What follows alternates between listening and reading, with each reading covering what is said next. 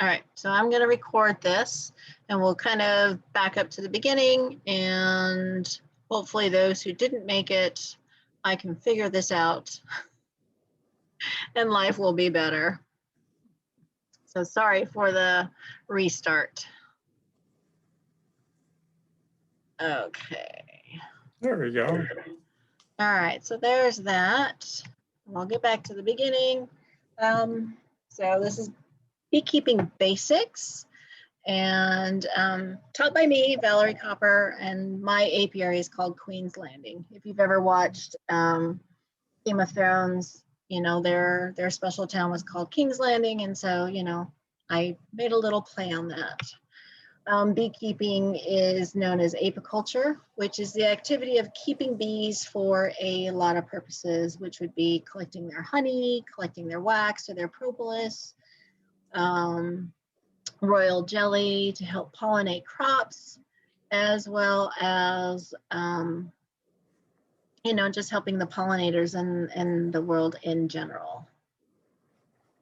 There's a lot of costs to beekeeping, and that can be a bit intimidating. There's a few things that it is recommended you purchase, and other things you can make. But the things that you do need are a hive setup, which would be your hive boxes, the hive frames, the lid, the bottom board. You need your bees, which most places you can purchase. Sometimes you can be lucky and catch a swarm. Protective gear is an essential part of what you need.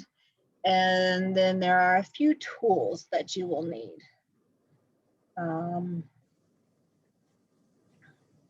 I will go over those items individually.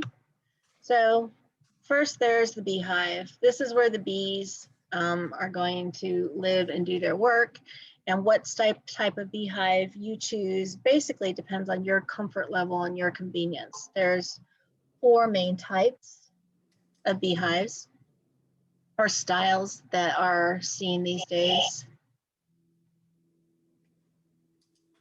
Hold on, I just got a message. Let's check this out.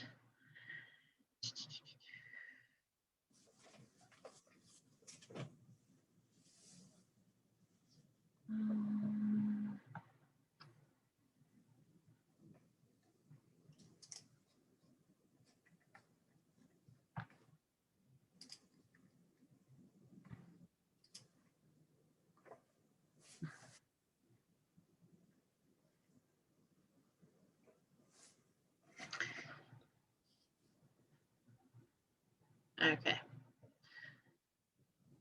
All right, still screen sharing. So the most common one is the Langstroth hive. And that's what's pictured here in this screen here. This picture has the lid, a medium box, and then a large or a deep. You can get it in wood or polystyrene. And depending on where you live, the polystyrene is really nice because it just adds another level of insulation. For here in Alaska, you definitely need that. In the South, you may not, but you know, it may add some insulation against the heat. So it is something to consider. With the Langstroth hive, generally when you purchase a kit, it comes with 2 brood boxes, which are these down here. This is where the queen and the brood are. And you'll get 2 super boxes. And those are the ones that will be above the brood, and that's where the honey production happens. You don't have to worry about buying separate brood and super boxes because they're actually the same boxes. It's just named differently based on placement. Generally, there is a queen excluder that you will use. Not everyone uses them. And that once you are into the honey production of the season, you put that in between the brood box and the honey box, the super, and that just keeps the queen from traveling up and laying eggs inside the super. You don't want eggs and larvae and all that fun stuff floating around in your honey.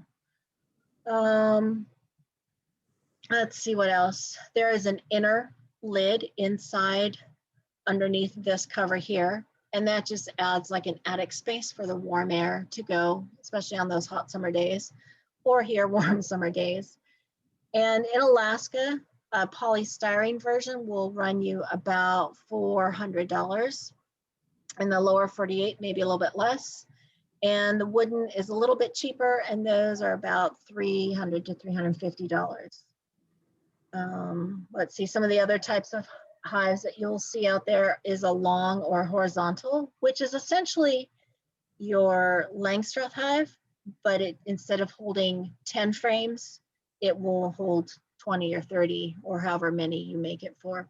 There is a Wari hive and then the top bar hive. And so these four make up your most common hives. Let's see. Oh, the Langstroth hive. It's, kind of the Toyota beehives. It's, the most common, it's the most usable, and especially what the commercial beekeepers use. It was designed by Reverend L.L. Langstroth, and it's been in use for about 100 years and really hasn't changed that much. And the biggest thing about the Langstroth is that it incorporates bee space, which is just enough space in between the frames that allows the bees to walk around. You don't want it too big and you don't want it too small. You want to be able to let your bees build out on the comb. Once he figured out what this required bee space was, that was how he decided his design. What's nice about these is that the frames lift out, you're not constantly destroying it. And let's see, I still don't have any new people. And you can choose the sizes. Again, you have the deeps, you have the mediums, and you have a smaller size as well. And that can be based on your comfort level, how much you can lift, how much you cannot.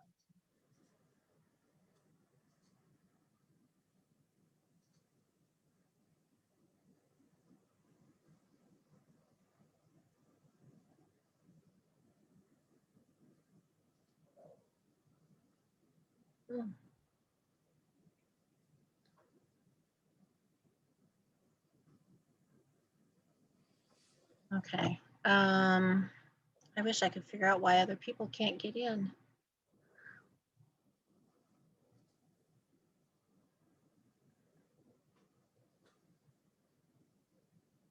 The one advantage of having the deep box as pictured here for your brood chamber is that it does help with the bees having space for overwintering, but it's not necessary. You can do the same thing with mediums. And like I said earlier, it is helpful to have all of your boxes the same size. That way everything's interchangeable and you're not worrying about, oh, I don't have enough deeps or I don't have enough mediums, or it's all the same and you can just swap them out. The number of brood boxes that you would need in your Langstroth hive really just depends on how your bees are doing. Generally, most beekeepers have about 2 brood boxes, and that once the bees get bigger than that, then they're at swarming size, and it's just a matter of you managing them. It gets quite large, and bees don't generally like to get larger than about 60,000 in population. And then you also, you don't have to worry about putting your entire stack of boxes together at once. You wait for your bees to fill up your box. So if this is your initial brood box here in the picture, you're going to wait till you see about 7 to 8 of these frames that are filled in here, completely filled with food, which is nectar and honey and pollen, as well as capped brood. And that's what you see down here in this bottom picture. Once you have about 70, 80% filled and all of the comb has been built out, then you're going to add your next box up. Now, whether that's another brood box or your honey super, that's up to you. Generally, we like to say add that second brood box and then do your honey super.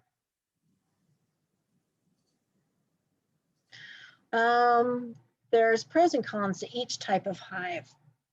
The biggest pro to choosing the Langstroth is that it's readily available and fairly reasonably priced.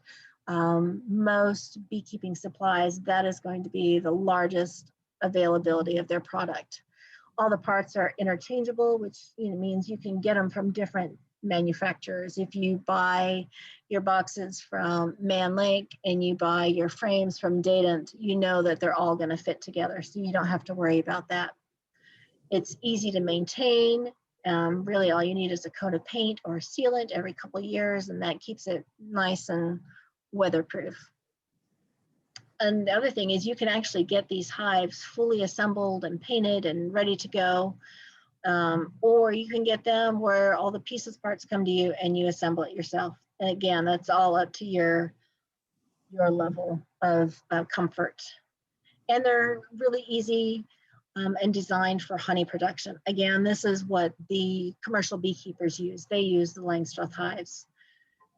The biggest cons to choosing the Langstroth is that they can get heavy. The medium-sized supers, when full of honey, can weigh anywhere about 70 to 80 pounds. And then the large or the deep supers, if completely filled with honey, can weigh up to about 100 pounds or more. So, and then if you can imagine your hive boxes are stacked on top of each other, not only are you lifting these heavy amounts, but you're lifting heavy amounts from higher and lower heights. So it can just get to be quite a bit. And the other con to choosing the Langstroth is it's not the natural setup in the way the bees build their hives. If left to their own in nature, the bees would find a hole in a tree, go in the tree, and the queen generally puts her brood down at the top where they start, and then as the brood continues, the wax forms downward, and then below that is the food and the honey. But they're adaptable. The bees have decided, you know what, this works, it's the right size, we'll build here. And so they have adapted to our needs. Next is the long or the horizontal hive. And it's basically the same as a Langstroth. It uses the same frames, as you can see in this picture here, but it holds a lot of frames horizontally versus stacking them.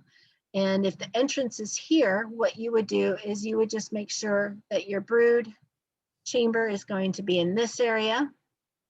And then as the bees expand out and build out more frames, you will then add more, and this is where all the honey production will be.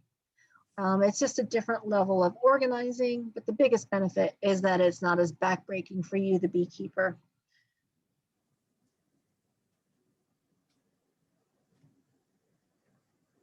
So the pros and cons to the long hive is that there's no heavy lifting.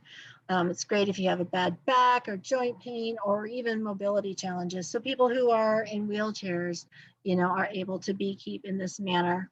It's also good for children because they're not as tall, they're not as strong, and this gives them a great way to be able to be part of it. Some of the long hives, known as the Valkyrie, where the top is actually hinged and you open it up and it looks like a giant treasure chest. And people get really creative with some of these online, and they're kind of neat. It gives you a place to set your tools or frames as you're inspecting the hives instead of setting it down on the ground. Again, the frames are interchangeable, so that makes life easy for you if you have, regular Langstroth as well as the long Langstroth. Let me just double check.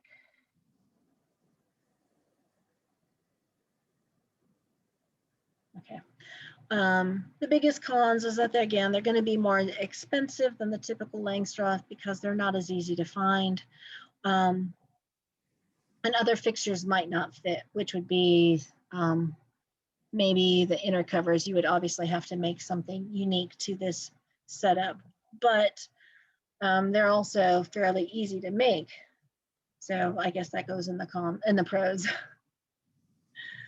The next is the Wari hive. I haven't seen a Wari hive in person, but basically it's built to mimic a hollow tree, which is the natural way of beekeeping.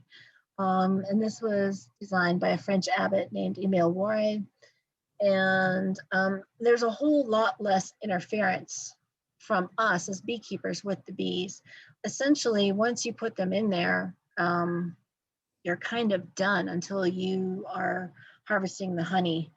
It's square instead of rectangular, and the bees actually will have their brood chamber up here, and then as time goes on, you are adding boxes to the bottom levels instead of having the brood chamber down in the bottom and then adding boxes up. So it can get a little bit heavy if you're trying to add stuff to the bottom, but it's, again, it's more natural to the bees. Pros to choosing the Warre is that it's very low maintenance. You only open the hive to remove honey or to add boxes. You're not doing weekly inspections, and you're just letting the bees do their thing. It's a naturalist dream hive. The bees build comb from scratch, so there's no frames. It's just them. I think maybe the top box has frames but they're just building downward like nature. And every time you take away the honey, you're taking away the old dirty comb. So every time they are building new comb, which gives them clean comb. Because of its simple structure, it's quite affordable. If you're handy, you're able to make one yourself. There's all kinds of plans online. And during the nectar season, you can add a super above the existing boxes if you wanted to, but it may kind of confuse things. And there's no need for a queen excluder. As they build downward, the queen lays her eggs and she leaves the top boxes for honey storage. The cons of choosing the Warre hive are that you only need to lift the hive twice a year. It will make for some really heavy lifting because you're going to be lifting all those boxes at once. If you don't, you'll be breaking comb. And you know, inspection is just going to be not necessarily something that's very possible because the bees are building free comb that's not in frames, and you're not going to be able to get in there and check it out. And lastly, there's the top bar hive, which looks very similar to the long hive, the long Langstroth, which is this one over here. Except you can see this one is straight up and down, and again, it fits the traditional frames that most people use these days.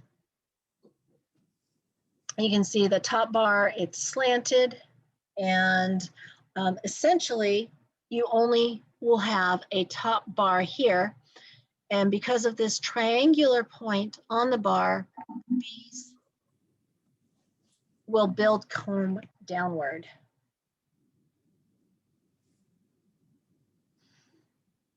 And their natural tendency is to build kind of teardroppy round shaped comb, and that's why these walls are slanted. Basically, their comb will mimic the shape of this board here, which is called a follower board. And the follower board, basically, once you get your hive started, you'll have your top bars here, but you might only start out with 5 top bars, and you don't want them to be able to access all of the remaining space. So you put the follower board in, and that just contains them to a smaller space until they need it. Then you can add more bars and move that follower board down along.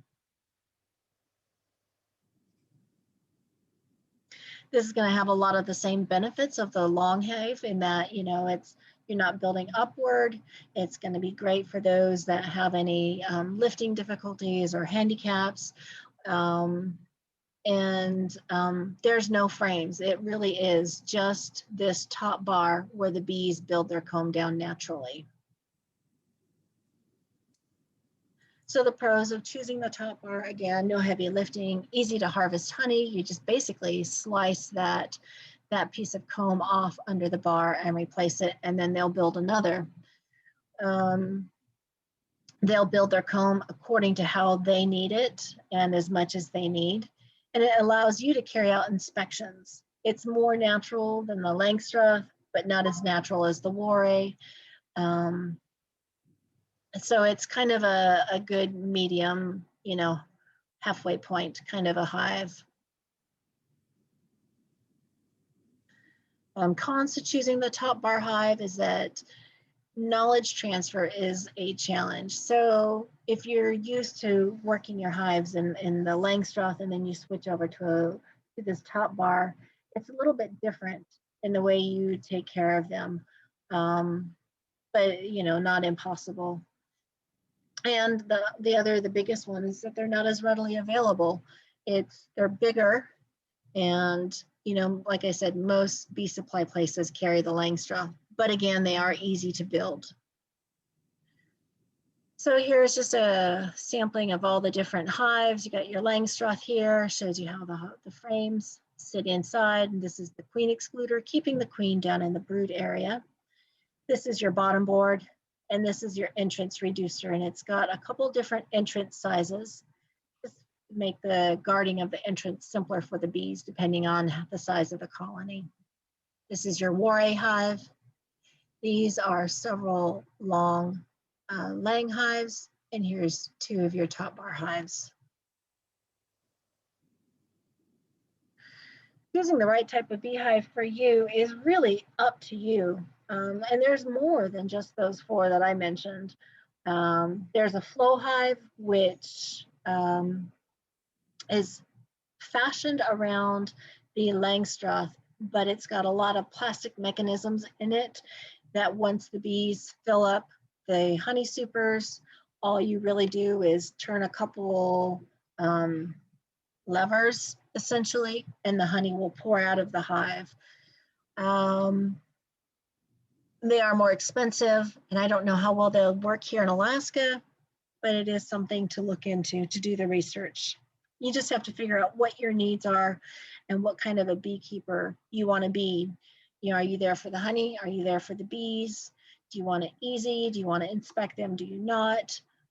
There's a lot to do. And then the other thing to consider is, you know, do you want to give your bees frames of foundation that tells them where to build their honeycomb, or do you want to let them build it on their own, and then you would do the top bar? So those are all some of the things you need to think of. But no matter what you choose, as long as you take care of your bees and keep them happy and healthy, they'll be happy. How many hives should you start with?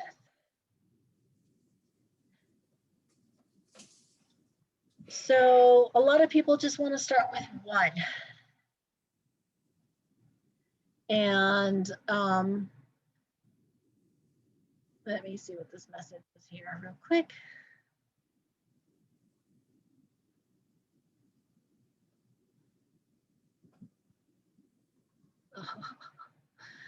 All right, hold on 1 moment.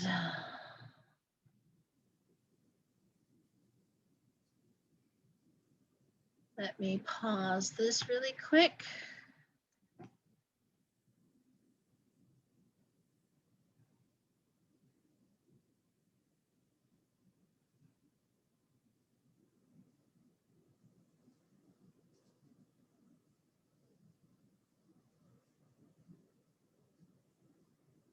And log back in.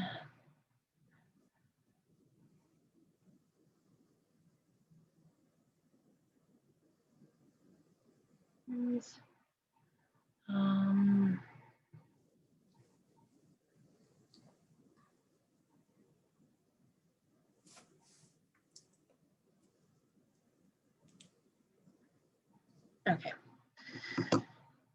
So many people think, well, maybe I'll just start with 1 hive just so I get a feel for it. It's actually better, if you can afford it, to start with 2.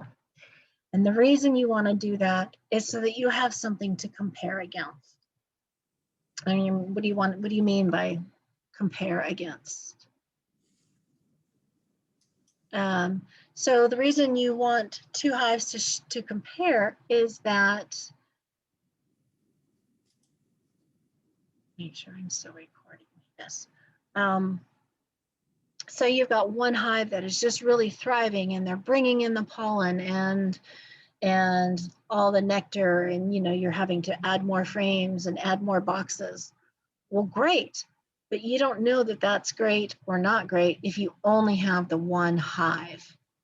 Now, if you have 2 hives, you can say, oh, wait, this hive is doing really well. This hive is not doing so well. Now I know maybe I need to feed this hive some more, or maybe, there's something else going on. It gives you a clue as to what's going on. Also, maybe your second hive, maybe the queen is no longer there, for whatever reason. Maybe she was sick, maybe the other bees ousted her. Sometimes they don't like a queen and they'll get rid of her. Then what do? You've got a hive that doesn't have a queen. So what you can do is, if that happens, if you have a second hive, you can actually take a frame or two with brood and babies and eggs and put that in the other hive, and they will make a new queen. So, there's a lot of benefits to starting with 2 if you can definitely do that. Space and time, it does take time to care for your bees, but having 2 is manageable compared to 1. Now, if you have 4 or 5, it definitely takes a while to go through and inspect all your bees and make sure they're fed and all that good stuff. But 1 or 2 is definitely manageable. And a lot of times people, after their first year, they want more than just that 1 or 2. It's kind of an addictive hobby. Bees in Alaska are generally sold in packages, and those are known as a bee box or a bee bus. And that really just depends on the type that you're getting. So the pictured here is a bee box, and the bee buses are plastic, and not all the vendors use the plastic ones, but the more common one is the bee box. The reason we get packages is, I want to say about 50 years ago, there was a scare of American foul brood, which is a very contagious bee disease. And I think the thought was that they were coming up in contaminated nucleus colonies, which is a smaller 4 to 5 frame box of bees that has a queen, and it also has the frames and the wax and all of that. And that disease can stay in the wax for up to 50 years. It's a bacteria, I believe. So Alaska made the law that no used bee equipment is allowed to come into the state, and that includes wax, frames, basically any equipment. So anything that you bring into the state has to be brand new. The one exception is that packages of bees can come in, and that is how we order our bees. A package of bees is generally 4 pounds, although I do believe you can get 3-pound packages. It contains between 12 to 14,000 bees, a queen who is in a cage, and she is added just prior to shipping, and a can filled with sugar syrup to feed them while they make their journey from the lower 48 to you. These can cost anywhere from about $220 to $240. They can be a little bit more, a little bit less, just depending on when in this season you purchase them. A nucleus of bees, which is again that smaller colony. There are a couple vendors here in the state that do sell those, and those generally are not available for purchase, I think until May. Our season is a little bit later here. And a nucleus comes in a plastic or a cardboard, narrower version of a beehive. Again, it has about 5 frames, and the queen has already been with those bees for several days, maybe even weeks at this point, and she will be laying eggs. So essentially, you're getting an entire colony, just a smaller version. When you get them, basically all you do is you take those frames out of the nuke box and transfer those frames into your hive, which has been waiting for them. And these can cost about $320 here in Alaska. If you wanted to, you could purchase extra queens, And those are available for $30 to $60 based on availability and the breed of the queen. Protective gear. This one is really up to you. It is your preference. Your beekeeping suit. Some people just wear gloves. Some people just wear a veil. Some people like me wear the entire everything. And, you know, you can also just wear a jacket. It really is up to your comfort level. Don't let anyone pressure you into not wearing what you're comfortable with. If you're uncomfortable, the bees will feel it and they will react on your comfort, your stress level. So some of them look like, some of the suits that you can get there look like white painter's cotton coveralls. And you can get them with or without an attached hood or your veil.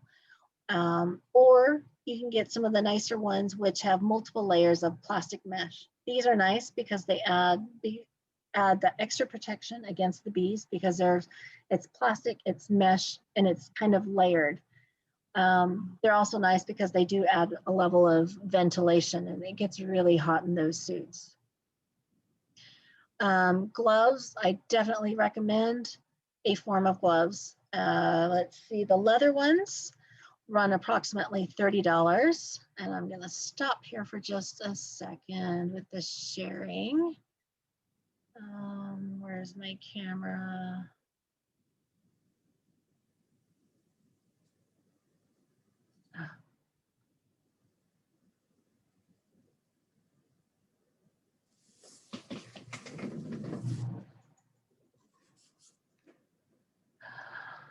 Oh, there we go. All right, so these are my leather gloves. You can see they're well worn. They're actually quite stiff because I just washed them not too long ago to get ready for this year's season. I like them. The only thing is you don't have very good dexterity, but they work well. I think I've only been stung through them once. You can get these, which are a goat skin. They're a little bit lighter weight, and you get a little bit more dexterity with them. I've only worn them a few times and haven't been stung with them, but they're quite common and popular. You can also wear like the Rubbermaid kitchen gloves. Those work quite well for people. And a lot of people these days are actually going to using the nitrile gloves.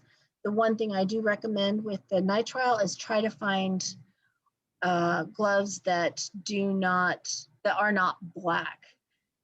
Bees see black as a threatening color because if you think about it in nature, what is out there to attack them? It would be the bears and other critters, skunks, raccoons, anything that's dark is generally what's out there trying to get their brood and their honey. So if you can stay away from those darker colors, it's definitely going to be a benefit for you. So the leather gloves that I first showed you, they're about $30.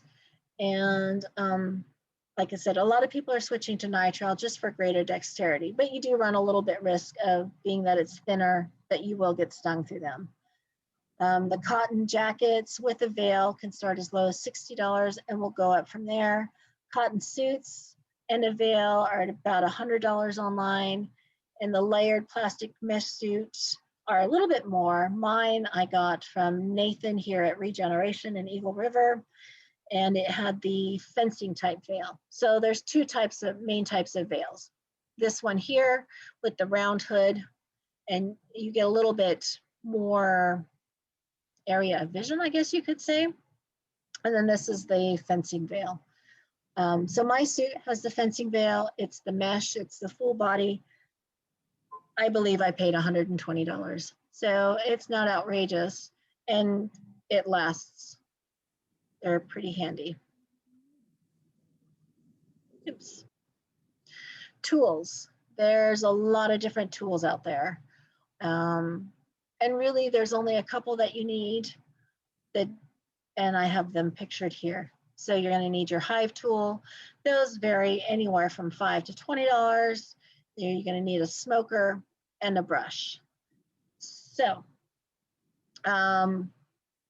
again, I'm going to pause my sharing. Tools. Again, like I said, there's so many out there.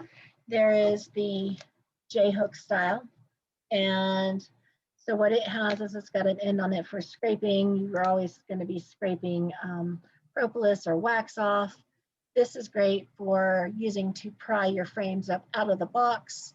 And it's got a great little hook or hole here so you can hang things or hang it on. This is another common style. It looks more like a little crowbar. I like this. And here the curved end because it does make scraping easy, especially the propolis, which is quite sticky. And then this is a fancier one. It's just kind of a little bit more multi-purpose. It's got a hammer end. It's got a sharper J hook on it. It's got the scraping end as well as the scraping at this end. So, I mean, like I said, you don't need to go fancy. The basics are really all you need. And I've just gathered these over the years from different things. And I actually have a smaller child's one, which is nice. Your smoker. There are a couple different sizes of smokers. This is the big one and a smaller one. For beginners who only have 1 or 2 or even up to 4 or 5, the small one is perfect. And the reason you use your smoker is to not necessarily calm your bees. What it does, the purpose of the smoke is it distracts the bees. It makes them think we may need to leave this house. There may be a fire around. So they start gorging on honey in preparation to leave. It also will mask their alarm pheromone. And, you know, so that way, if they think they're being broke into, their hive is going to be destroyed, they're going to be ready to attack. If you've got that smoke, that alarm pheromone is being confused with the smoke and they don't know what to do. And so they are less apt to try and sting you. Smokers are generally about $40, you know, cheaper or more expensive, depends on the size and where you get it from, but that's about a good starting point. And then the last essential tool that I would say would be a bee brush. Now you can get brushes here like this one pictured is a natural bristle. You can also get an artificial bristle. It doesn't really matter too much which way you go. And you're not actually going to brush the bees. You flick them off. They don't like, because if you brush them, it rolls them and they don't like that. That makes them angry. The reason you want to brush is to kind of get the bees away from where you're trying to work. It allows you to see what's happening on the frame. It allows you to be able to close your hive back up without squishing them. Basically, it's a method to move the bees from someplace you don't want them. Now, if you don't want or don't have extra money, you can always just use a clean paintbrush that has never been used. It works just as well. What type of bee should you get? There's so many different kinds. There's Italians, there's Carniolans, there's Russians, and they're all basically the same, the Apis mellifera, which is the European honeybee, but just where they've come from, what characteristics and traits that they've been bred for. And so some of the things you need to consider is, are they docile? How likely are they to swarm? Do they like to raise brood late into the year, which requires more honey for them to have to be able to survive the winter? Are they suitable for your environment? How resistant are they to diseases? What's their honey production and propolis production? And can they cope with the cold weather? So Italian bees are the most common. They are light in color, and the queen is quite a bit darker, which makes her easier to find. Worker bees have alternating stripes on their abdomen, and they're just going to be really your typical looking honeybee. They are originated from the Apennine Peninsula in Italy, and they were brought to America in 1859 and replaced the original black or German bees brought over by the first colonists. They are the most popular because they're pretty gentle and they're really good honey producers. They're really good for southern and warmer climates. They don't do well up here because they continue to raise brood late into the season, which means they're going to need extra food to compensate for not forming that tight cluster the way other bees do.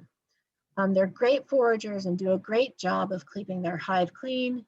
They do tend to swarm, and their sense of direction isn't as strong as other bees. So they may drift from one colony to another, and they do tend to rob other colonies more than some other breeds. And this robbing can contribute to the spreading of diseases between hives.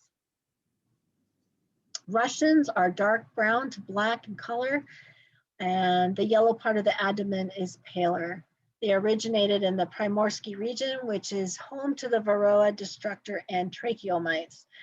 Being that they're from this area, they've developed a natural tolerance to these pests. Because of this tolerance, they were brought to the United States in '97, and they have been used to breed a mite tolerance into the US bee stock. They're highly resistant to mites, like we said, and they're accustomed to cold climates, meaning they will overwinter better for you than some of the other breeds. They do tend to swarm, so it's important for you to provide the space when they need it and just to kind of keep an eye on your hive, your colony. They're also highly sensitive to the amount of nearby foraging resources available, and they will regulate their production of brood in times of dearth.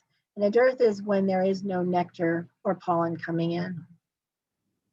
So with our Alaska summers, things can be a little tricky. You just got to make sure you keep up on that and you're aware of nectar coming in or not. They can be a little bit more aggressive, or as we say, defensive, because that's what they're doing. They're defending their colony, their hive. It doesn't mean that they'll sting. Before a bee stings you, it does what's called as bumping. They will butt their head into your veil and let you know we're not happy. They're a good bet for the new beekeeper, and because they do so well in cold climates. Again, though, they can be a bit more defensive. So if you have a fear of bees, maybe start with a different breed. And I would suggest the Carniolans. They're dark brown with spots or bands on their abdomen. They're slightly smaller than other races of bees, but that doesn't seem to affect their ability to work. They came from the Austrian Alps, Yugoslavia, and the Danube Valley regions. They can be found across much of Eastern Europe, and they're incredibly gentle and easy to work with. They're likely to go out and forage on cold, wet days, whereas other bees will be like, nope, we're staying inside.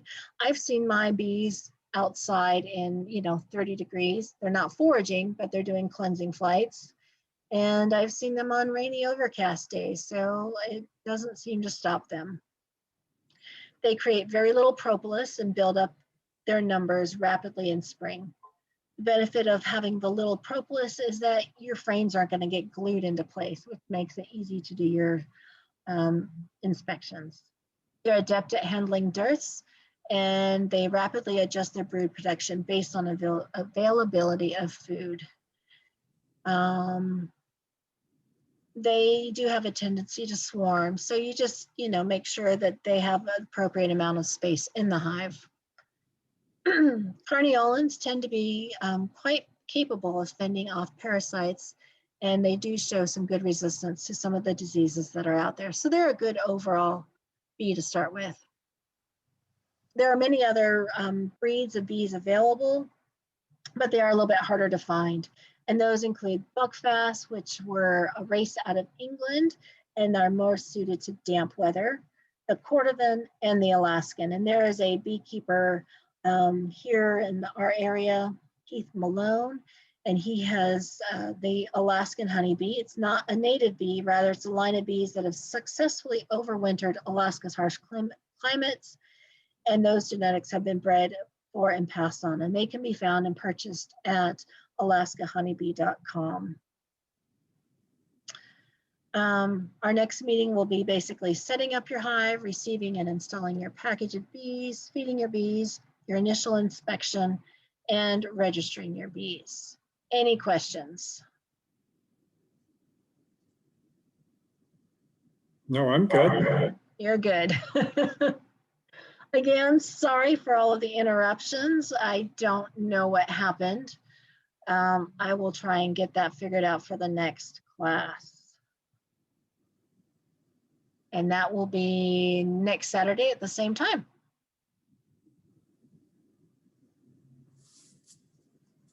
So let's see, stop share. All right. So if you don't have any questions, I do want to show one thing, that as you start getting tools, it's good to have a tool tote of sorts. This is just a regular tool bag, but some of the things you might need are the, your hive tools, Right. your bee brush. Mhm. I keep a level, because when you set up your hive, you want to make sure from side to side your hive is level. Front to back isn't quite as important, but it does help your bees to be able to accurately build their comb if it's as level as can be from side to side. I keep a small flashlight, a very bright one, so that it can help me find the eggs that are in there. I keep a Sharpie in case I need to make notes anywhere. What else do I keep in here? I have a multi-tool. I actually have a couple of those in here. And then I have my old queen cages. And so this is what a queen cage in a bee bus looks like. It's got some wax on it. The queen will be in here, and this end has a cork in it. And so when you, and I'll go over that more in the next time, but basically you'll take the cork out, squish a marshmallow in there, and hang this in the hive, and then you put the bees in. Putting the marshmallow, it takes them a couple days to eat through the marshmallow, and they'll spend more time getting used to her pheromones, and they'll accept her. And then, after 2-3 days, she will be released and entered into the hive. But they're good to keep in case you need to transfer a queen from one hive to another. There is. That's a cool. What's that? That's a cool trick. Yeah. Marshmallow. Yep. So this is another type of queen cage, and this is called a JZBZ. They're kind of nice because this opens up and this end opens up. And again, you'll do the same thing. You'll open this end and you'll stuff it full of marshmallow. Then it takes them time. And the bees, in the meantime, can still access the queen. They can feed her. They can take care of her and do what needs to be done so that she's ready to go and lay eggs as soon as they release her.